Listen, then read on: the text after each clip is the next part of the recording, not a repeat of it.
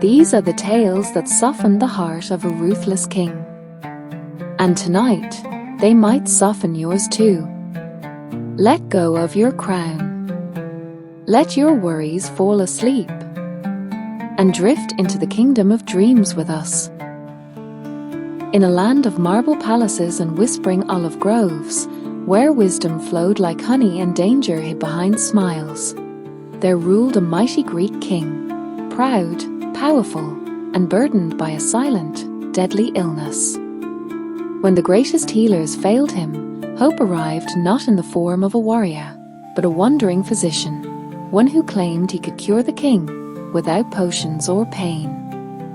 But in a court ruled by pride and jealousy, no miracle goes unpunished. This is the tale of a king, a healer, and the cruel cost of suspicion. In the marble halls of a Grecian kingdom, under domes painted with stars and walls scented with rose oil, a once mighty king walked like a ghost through his court. His skin burned with fever, and a cruel illness had withered his strength. Physicians from every corner of the realm had tried and failed. They prescribed herbs, potions, and rituals, but the king's condition only worsened. No man dared speak of it aloud, but whispers passed from servant to servant, "The king is dying." One morning, when the royal court sat silent and grim, a traveler entered the palace gates, neither a merchant nor a soldier, but a man robed in white, his eyes gleaming with knowledge. "I am Douban," he said calmly to the guards, "a physician of distant lands. I have heard of your king's affliction, and I believe I can heal him." The viziers scoffed. "Heal him? Where every scholar and mystic has failed?" But the king, seated weakly upon his golden throne, lifted his hand. "Let him speak." Douban stepped forward. "Your Majesty, I ask for no gold. Only your trust. I will not cut your flesh, nor give you any bitter medicine. My cure is of another kind, strange, but sure." The court stirred in suspicion. But the king, tired of pain, nodded. "Very well," he said. "Cure me, if you can." And so, a tale of healing and betrayal began, in the shadow of pillars and pride. In a time when the world was young and wisdom often came in the form of wandering strangers, a Greek king of noble lineage sailed across the seas, seeking peace and healing. War had wearied his soul, and though he wore a crown, it felt heavier with each passing year. His court, once vibrant with laughter and song, now echoed with whispers of decay. His body ached with an illness none could name, and his heart longed for solace beyond gold and glory. He arrived at the shores of a distant eastern kingdom, his ship guided not by stars, but by desperation. The land welcomed him with sweet air and fragrant gardens, and though he spoke little of their tongue, his eyes spoke volumes. The Eastern king received him with honor, offering rest and refreshment in a palace of silk and stone. But what the Greek king sought could not be found in fountains or feasts. At night, he lay awake, staring at the stars, feeling the sickness curl deeper into his bones. His physicians had failed him. His magicians muttered useless charms. His soul was tired, and his hope fading. Word of the foreign monarch's suffering spread quietly through the city, until one evening, an old man with a staff of twisted olive wood arrived at the palace gates. His robes were plain, but his eyes held the calm of ancient forests. He claimed no titles, sought no reward. "I'm Douban," he said, "a physician not of potions, but of balance. If you permit me, I shall treat your guest, not with cuts or poisons, but with something far gentler." The king, curious and kind, summoned the Greek monarch and Douban together.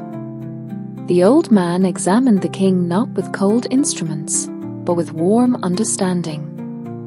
He asked questions no other healer had thought to ask, not about the pain alone, but about the king's memories, his regrets, his silences. And then he gave his word. You shall not be bled. You shall not drink bitter draughts. Tomorrow we shall begin, and you shall be healed. The court watched in wonder. Some laughed, others scoffed. But the Greek king, he looked into Douban's eyes and felt something stir, something he hadn't felt in many moons. Hope. The Greek king sat motionless on his golden throne, the scroll still open in his trembling hands. The letter from the sage Physician Douban was unlike anything he had ever received, elegant, confident, and sincere. I possess a method, it read, of healing the body not with potions or blades, but with knowledge and the wisdom of the ancients. If your majesty permits, I shall come to your court and offer healing to your noble self. The physicians of the court murmured among themselves, their faces masks of suspicion. Some called it arrogance.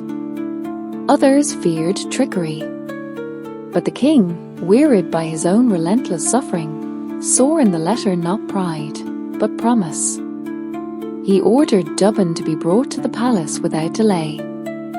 The next morning, as the sun lit the palace courtyards in warm amber, a hush fell over the royal hall. All eyes turned to the gate, and through it walked a man unlike any they had seen. Draped in simple robes, with scrolls in one hand and calm fire in his eyes, the sage Douban entered with a grace that silenced even the proudest lords. He bowed before the king, not low out of fear, but deep out of respect. Your Majesty, he said, his voice like a river, soft yet steady, I have not come to boast, but to serve. I ask only for trust, and a few days' time. The king nodded slowly, his heart stirred by something long forgotten, hope. But in the shadowed corners of the court, not all were pleased. Whispers began to rise. Jealousy sharpened its teeth. And thus began a chapter that would test not just the physician's wisdom, but the king's heart. As days turned into weeks, the Greek king's health blossomed like the desert rose after rain. His strength returned, his mind sharpened, and the once fading light in his eyes now burned brightly. The court rejoiced, singing praises to Douban, the humble physician who had healed a king without pain or potions. Yet, in the deep shadows of the palace, the king's vizier watched with a heart darkened by envy. For years, he had been the king's closest advisor, wielding influence like a sword. Now, this stranger threatened not only his power but his very place at court. Who is this Douban? The vizier hissed to himself. A man without title, without heritage, suddenly more beloved than me? Unable to contain his jealousy, the vizier began to whisper poisonous words into the king's ear, sowing seeds of doubt. Majesty, he said one evening, how do you know this man is truly your friend? How do you know he is not here to deceive you, to poison your mind and rule behind your back? The king, though healed in body, felt the weight of suspicion press upon him. He trusted Douban, yes, but the vizier's words echoed in his mind. Douban, sensing the growing storm, remained silent but resolved, knowing that true wisdom often walks the narrow path between honor and peril. And so, the palace was filled with tension, a quiet battle brewing between healing light and shadowed deceit.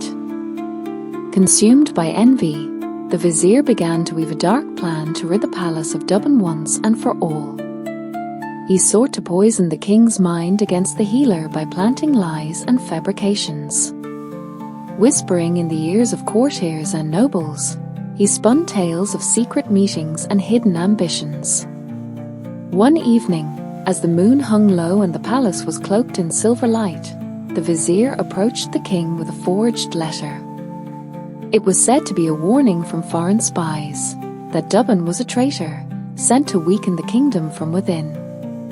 "Your Majesty," the vizier bowed deeply, "this letter reveals the true nature of our healer. He schemes to overthrow your throne." The king's heart wavered. Despite his recovery, doubt crept in like a shadow at dusk. He summoned Douban before him, demanding answers. Douban met the king's gaze with calm dignity. "I have served you faithfully," he said. "Test me if you must, but know this, my only desire is your health and peace." The king's soul was torn between gratitude and suspicion, love and fear. But the vizier's whispers did not end here. They would soon ignite a fire that could consume them all. The palace, once a sanctuary of healing and hope, now trembled beneath the weight of whispered treachery. The vizier, cloaked in shadow and cunning, wove his web with meticulous care.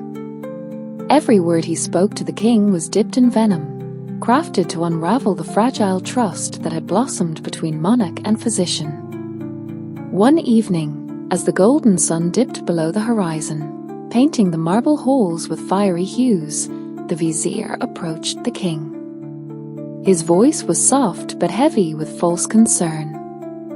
"Your Majesty," he began, bowing deeply, "I fear the stranger's kindness masks a darker purpose. The Physician Douban is no healer, but a wolf in a scholar's robes. His arrival has not been by chance. Foreign powers conspire through him to claim your crown and poison your legacy." The king's eyes, once clear and bright, clouded with uncertainty. He looked toward the place where Douban usually sat, calm, patient, and devoted to the king's recovery. That night, restless and haunted by doubt, the king summoned Douban to his chamber. The room was bathed in the cool glow of moonlight filtering through latticed windows. "Douban," the king's voice trembled, "I am torn. You have healed my body, yet my heart fears betrayal. The vizier plants poison in my mind, suggesting you are a traitor. How can I trust you?" Douban's gaze was steady and filled with quiet sorrow. "Your Majesty," he said gently, "a trust is a fragile gift, easily broken but hard to rebuild. I came here to serve, not to conquer. Yet I understand your doubts, for envy and fear often wear the same face." He paused, then continued with solemn resolve. "If you wish, test me. But know this, the truth will shine brighter than shadows. I have no desire but to see you well, your kingdom strong, and your heart at peace." The king nodded, though the seeds of suspicion had already taken root deep within his soul. Outside the chamber, the court buzzed with rumors. Some whispered loyalty to Douban, others quietly sided with the vizier's shadowed counsel. The fragile harmony of the palace teetered on the edge of a blade, where one misstep could bring ruin. The following morning, the king's court was thick with anticipation. The air seemed heavier, charged with unspoken questions and veiled glances. The king, burdened by the unrest within his heart, decided to put Douban's loyalty to the ultimate test. He summoned the physician before the grand assembly. Courtiers, nobles, and guards filled the marble hall, their eyes flickering between suspicion and hope. The vizier stood nearby, a cold smile playing on his lips. "Douban," the king began, his voice steady but weighted, "you claim your only desire is to heal me and serve this kingdom. But words are wind, and the court needs proof." Douban bowed deeply. "Speak, Your Majesty. I welcome the truth as light welcomes the dawn."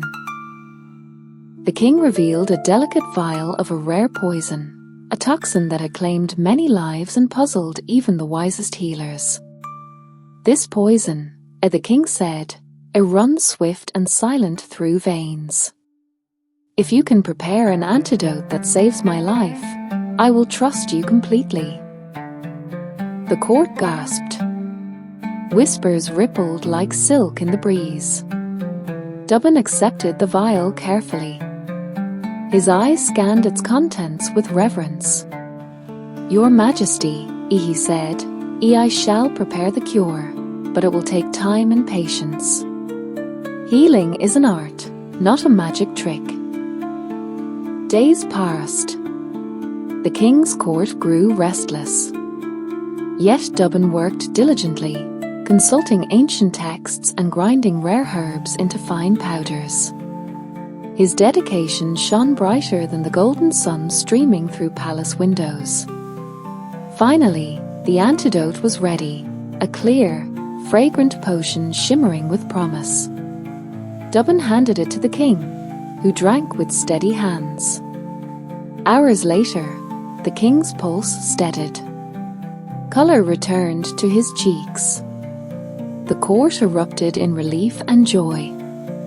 The vizier's smile faltered, his plan unraveling like fragile silk.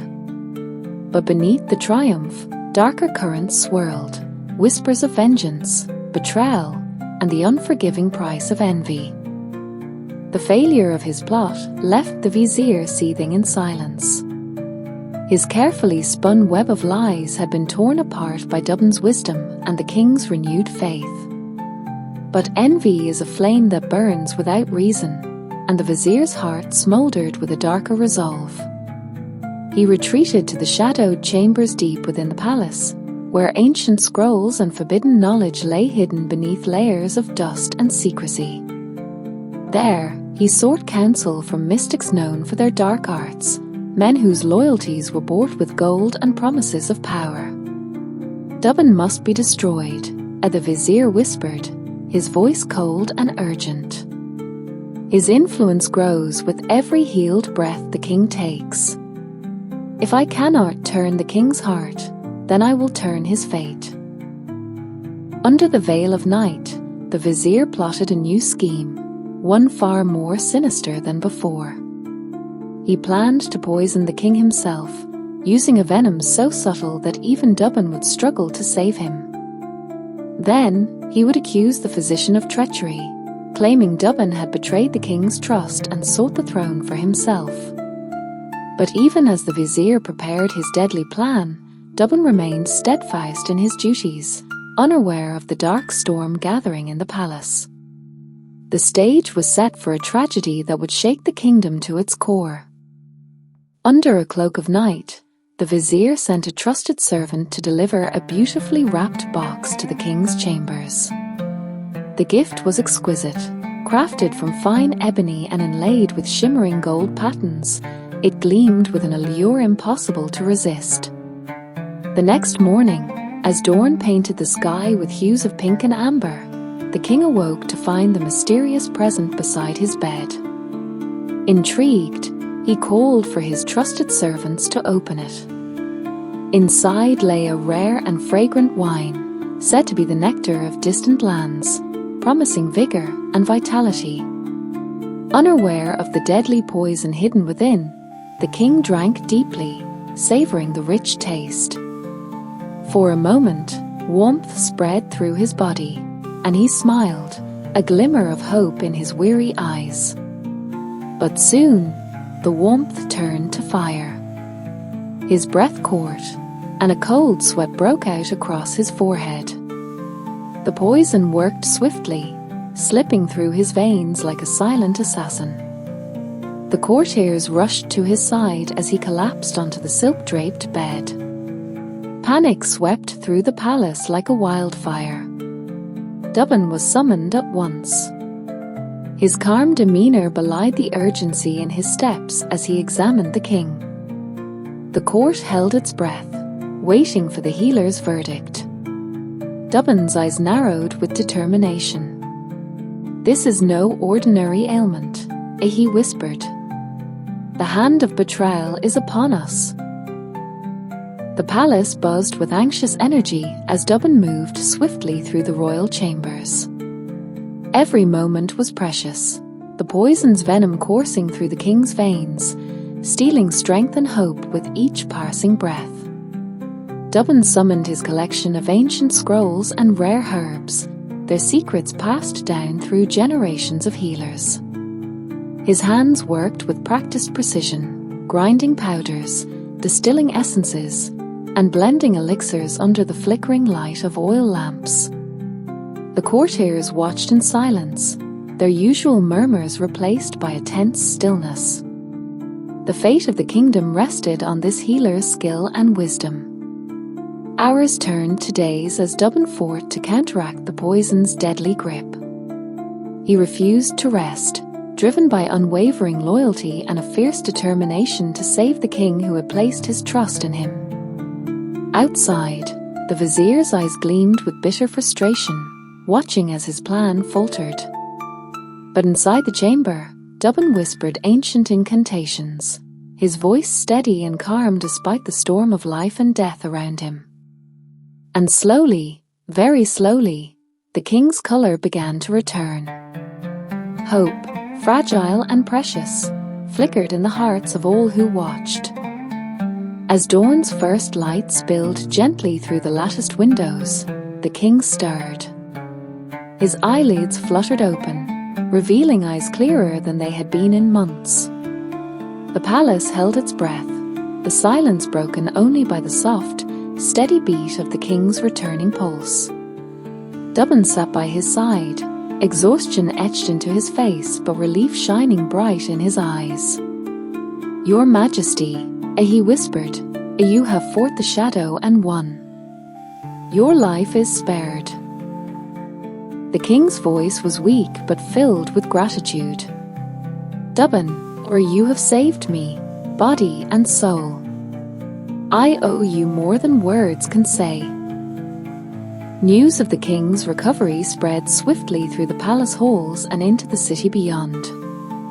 The people rejoiced, their hope rekindled like a flame in the darkest night. Yet, amidst the celebrations, the vizier's bitterness deepened. His schemes had been uncovered, and whispers of his treachery began to swirl among the nobles. Still, the king held a measure of doubt in his heart, a shadow cast not by illness, but by the tangled webs of court intrigue. Douban, sensing the fragile peace, remained vigilant, knowing the battle for the king's trust was not yet over. The king, now fully recovered but wiser from his trials, summoned his council. The vizier, once powerful and feared, stood before the assembly, his face pale and his steps uncertain. The evidence of his treachery had been gathered by Douban's discreet allies, letters forged, whispered plots, and secret meetings exposed. "Your Majesty," Douban spoke calmly, "this man sought to poison your body and betray your trust.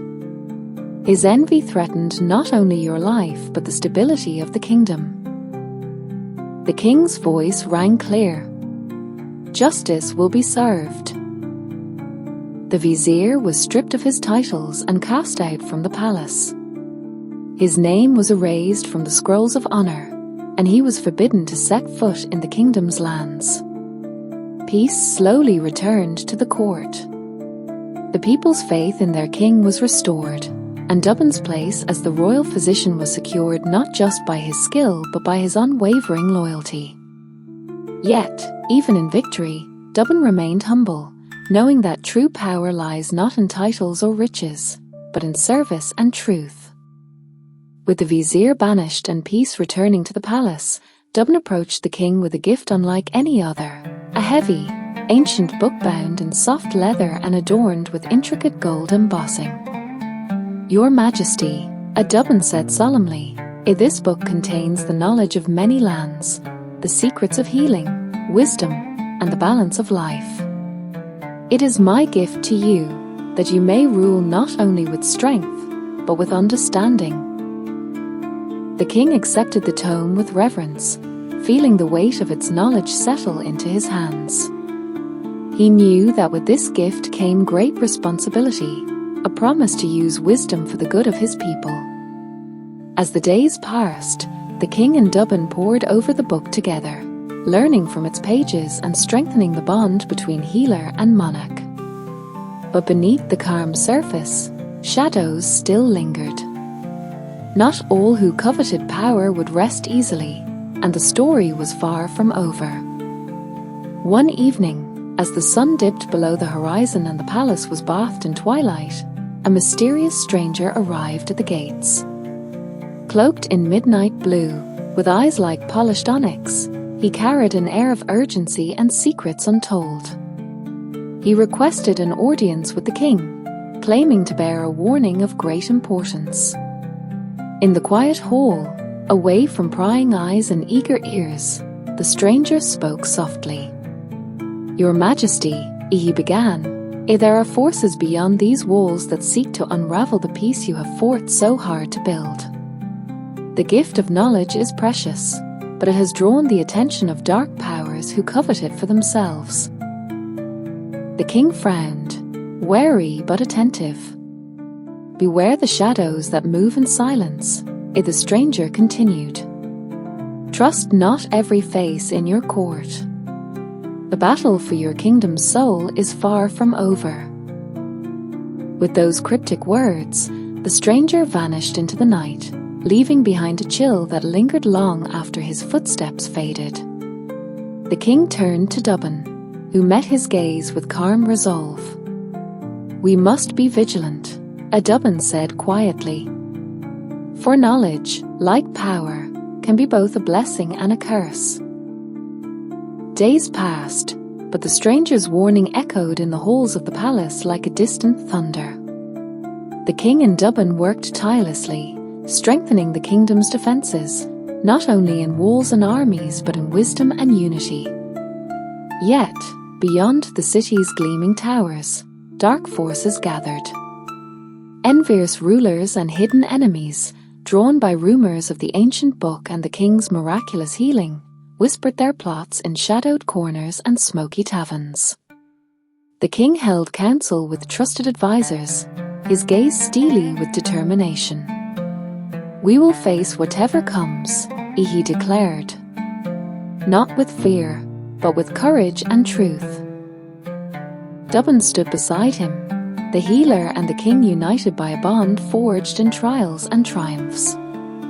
Together, they prepared for the storm that threatened to shake their world, a storm that would test their strength, their wisdom, and their very souls.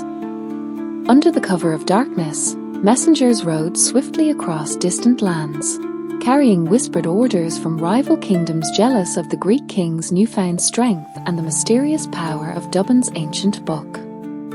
Armies began to gather at the borders, their banners dark against the twilight sky. Back in the palace, the king paced the marble halls, his mind heavy with worry. Douban stood quietly beside him, offering counsel grounded in ancient wisdom. "The enemy's forces are many, but they underestimate the strength that comes from unity and knowledge," Douban said. "We must prepare not only our soldiers but our hearts and minds." The king nodded, feeling a renewed sense of purpose. "Let the armies come," he said, "but this kingdom will stand, not by sword alone, but by the spirit of its people."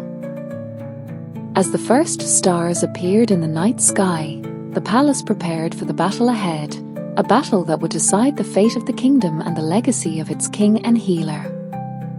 The palace was cloaked in an eerie stillness as the king walked through the halls, his thoughts heavy like the armor he would soon don.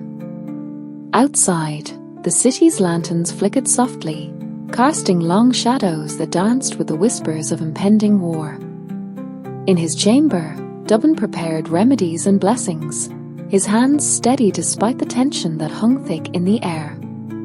He approached the king, offering a simple cup filled with a fragrant herbal infusion. "Drink this, your majesty," a Douban said gently. "It will calm your mind and strengthen your spirit for the trials ahead." The king took the cup, his gaze meeting Douban's. In that moment, words were unnecessary. Trust and loyalty spoke louder than any speech.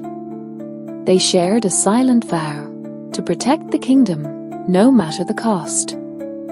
As the moon rose high, casting its silver light over the palace, the king and his healer prepared to face whatever fate awaited them at dawn. The sun rose crimson over the battlefield, where armies clashed with the thunder of hooves and the clash of steel. The Greek king, mounted on a proud steed, led his warriors with courage born of hope and wisdom. Douban remained close, tending to the wounded and offering words of strength to the weary. As the battle raged, the enemy's forces began to overwhelm the king's men. The tide seemed to turn against them, and despair crept into the hearts of even the bravest soldiers. But then, Douban appeared at the king's side, holding a small vial containing a glowing elixir, the culmination of his knowledge and skill. "Drink this, your majesty," he urged. "It will renew your strength and guide you through the darkness." With renewed vigor, the king rallied his troops. His sword flashed like lightning, his voice a beacon of hope amidst the chaos. Inspired, the warriors pushed back the enemy, turning defeat into victory. The battlefield fell silent as the dust settled, and the king stood triumphant, not just because of his sword, but because of the bond forged with the healer who had saved him time and again. Yet the cost of war was heavy, and the kingdom would never be the same. The battlefield lay quiet under the pale morning light, the echoes of war replaced by the soft murmur of the wind through battered banners. The Greek king, weary but unbroken, walked among his fallen and his victorious, his heart heavy with gratitude and sorrow. Douban moved beside him, offering gentle care to those who still needed healing. Together, they understood that victory was not simply the end of battle, but the beginning of rebuilding, of peace, trust, and wisdom sown anew. In the weeks that followed, the kingdom blossomed. The ancient book, once a mystery, became a beacon of knowledge, guiding the king's rule with justice and compassion.